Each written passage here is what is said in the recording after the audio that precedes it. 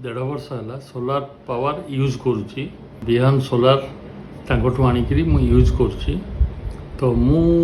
Benefit एतिकी पाइछि मोर solar power use करबा आगुरु average monthly bill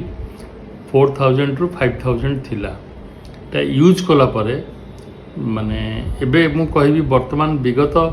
6 मास धरिकी मोर प्राय bill is less than 100 rupees per month.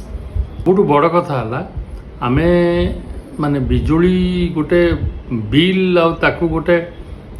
माने आम गोटे माने बोझ बोली आ लागुनी सेटा होची सबुठू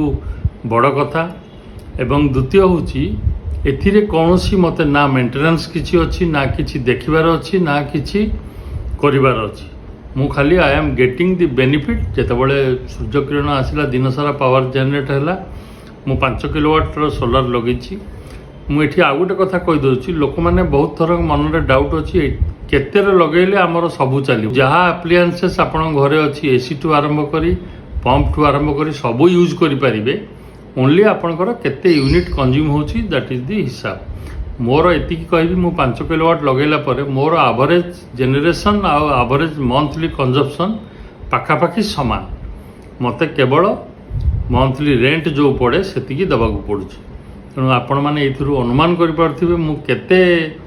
शांति रे अच्छी आ केते आर्थिक सहयोग पाउछि।